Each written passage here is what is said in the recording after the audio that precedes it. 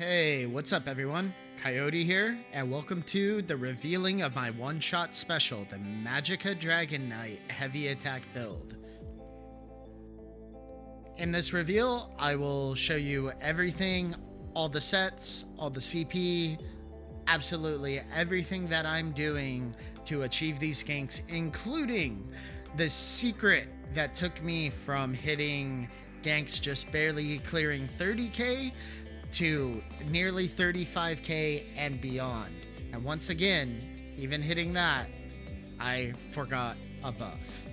But you're not here to listen to my excuses. Let's dive right in and take a look at what we're using here.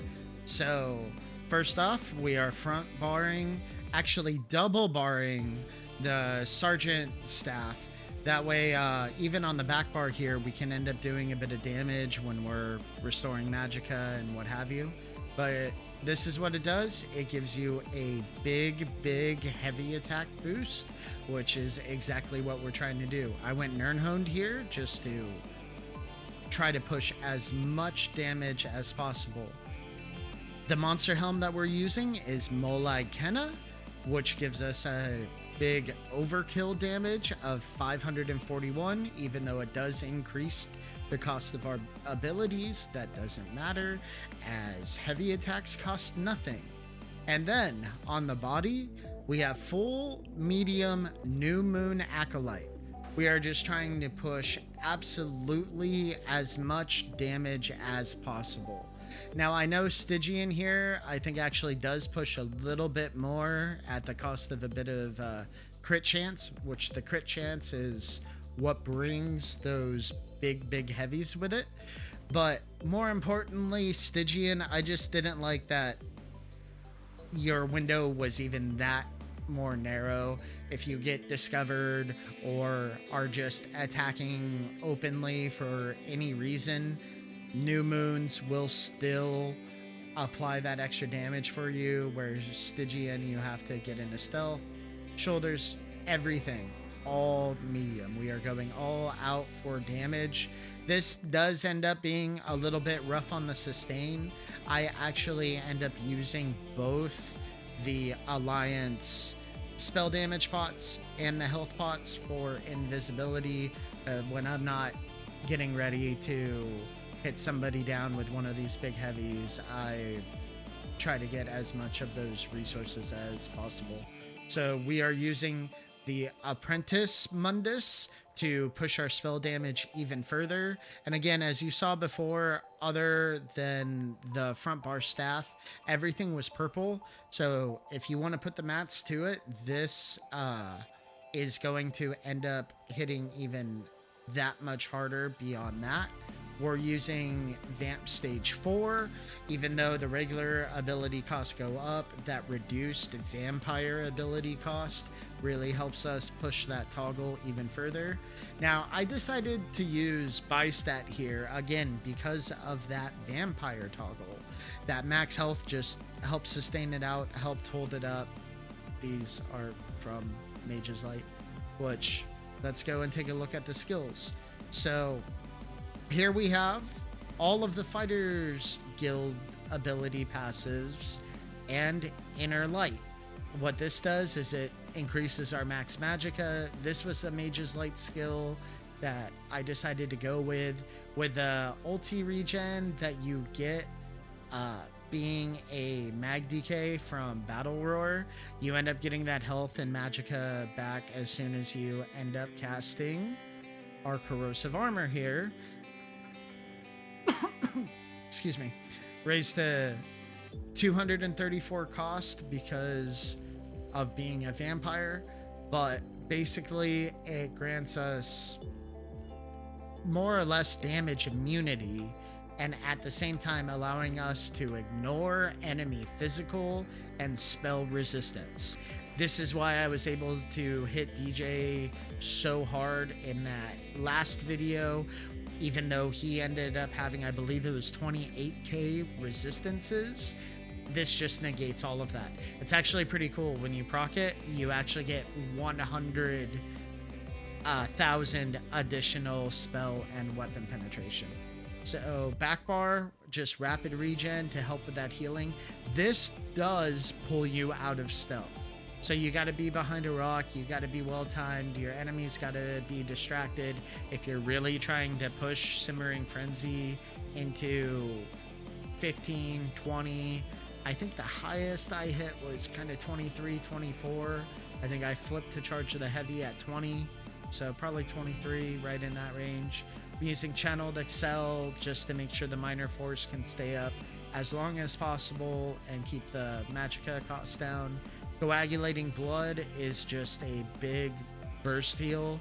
This does not take you out of stealth, so you can spam this 3-4 times.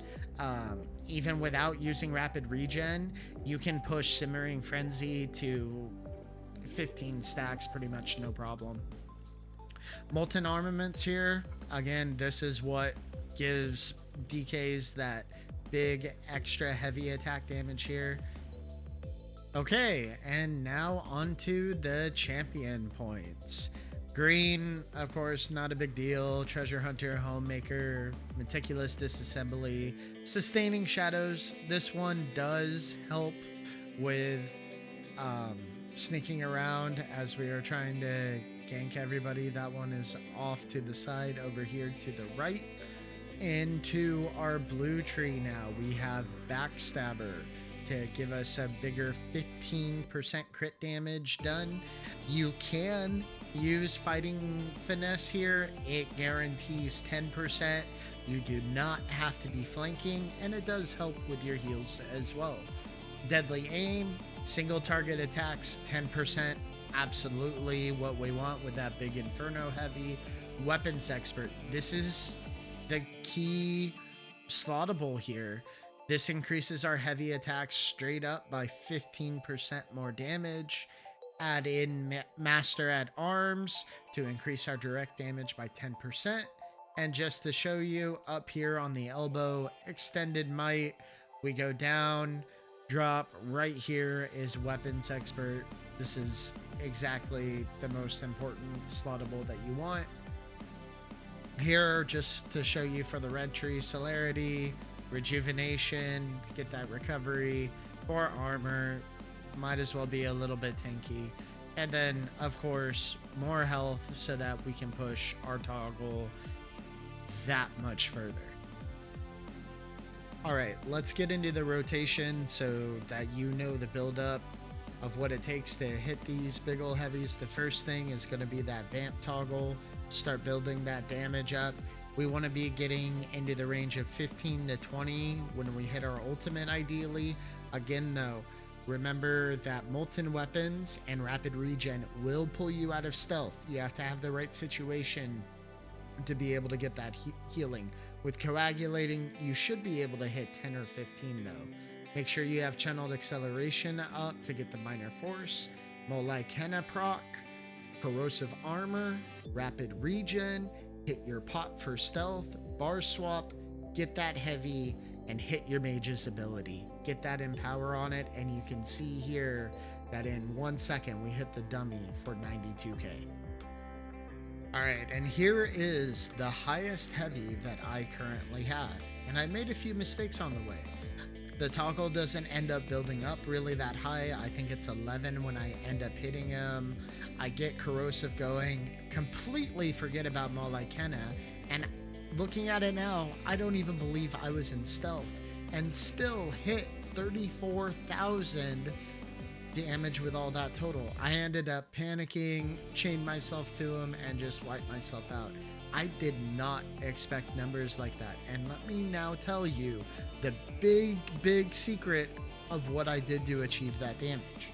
The other day I ended up going to morph a few of my skills out, and I went through every single one of my skill lines and discovered I had 0 points in Slayer.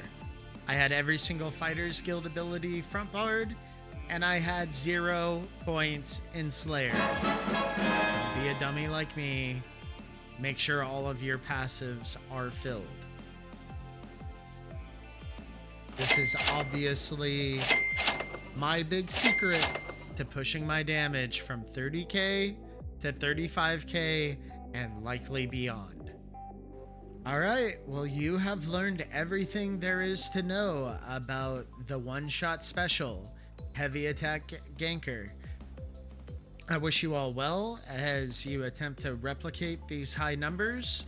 Let me know when and if you end up beating my record, which is a little over 34k. I absolutely think 35k and beyond is certainly achievable, especially for getting Magicka in that last big gank there. Anyway, thank you all for following me along this journey as I have pushed these heavy attack numbers higher and higher. And until the next video, good luck in your ganks. Wait a moment. What's this? Magicka fixed an issue where the set could activate in situations it shouldn't have. Does that mean... Oh, what the f...